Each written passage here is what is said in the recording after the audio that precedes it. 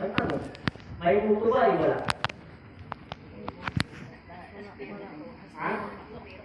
Sige, ito na eh. May multo ba? Wala. Ha? Ikaw? Ang tanong, hindi masang espiritu, may multo ba? Ay wala. O wala.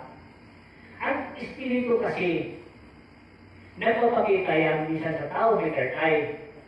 Gusto niya sabihin, gusto niya may papaliwanag sa mga bagay, gusto niya naiwan, at gusto niya lumapit. Ang problema natin, huwag multo yan. Sino mo walang multo? Isarili mo, walang multo. Dahil lahat ay babad sa espiritu. Walang multo. Ang multo ikaw, dahil ikaw nagsasalita. Lahat yan, mapahat kayo, sabi ng espiritu, may katawan kayo, kami wala na ngayon.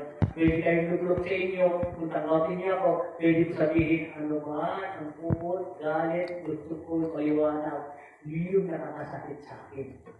Para siya ay maging malinis na, para alam nila, para mapatawad siya, humingi ng tawad, hanggang espiritu, gumaan ang kanyang kalooban, para hindi siya lagi daladalan niya ang puot galit. Kung di niya nilabas ang puot galit niya, diyan siya palipad-lipad, papasok sa mga tao. So habang mabuhay tayo, masaya tayo, huwag tayo tampo, huwag tayo aidat, huwag tayo masinti, huwag tayo magalit, huwag tayo makasarili. Ang espiritu natin, bilang tayo kinuha, ang saya, ang sa pangalan ni Jesus, si Jesus na bahala, ibigay mo na sa Kanya. Kung ano man ang problema mo, si Jesus na ang pupunong na ang lahat.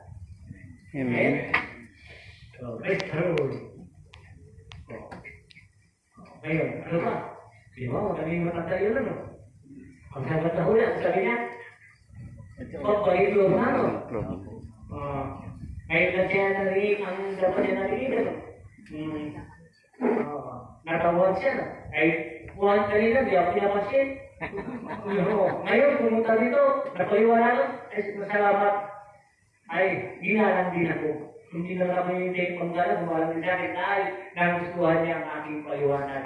Gusto mo sila, binuksan muna ang kaluwan niya, ay mga bagay, dinadamdam niya, hindi niya maalis-alis sa anak niya.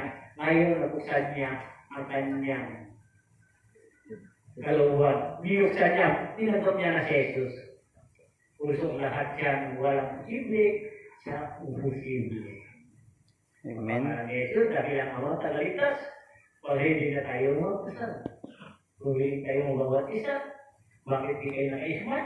Ismat kayo sa pangalan ni Jesus. Yan, sabi ng Diyos, sabi ni Diyos, mga anak, kasi matatanda na sila, mga anak, gawin mo yung nagawa ko, sahan niyo, marami pang babalik sa inyo. Amen. At, huwag kayong magtamdaw, huwag kayong malay, mag-ibig lang. Kung ano binigay sa akin ng Diyos ay nawala sa akin, triple ang bumalik sa akin. Ang Diyos, hindi tayo pawawaya. Sa pangalan ni Jesus, dakilang Ama, maraming salamat ang iyong mga ginawa ng salita. Lord, maraming salamat ulit. Ito ang kasaysayan para kapayapaan ng lahat ang nanonood at nandito. Love to God. Amen. Pangalan ni Jesus. Yeah! Tapos na po ang ating gawain. Kaya thank you for watching. And God bless po sa inyo lahat. Tayo po ay mag-inlove na. Tayo po ay mag-inlove na para manalangin. Kaya thank you for watching and God bless po sa inyong lahat. Pumulit at ingat na po palagi. Masyara sa inyo. Thank you po sa lahat ng kasama.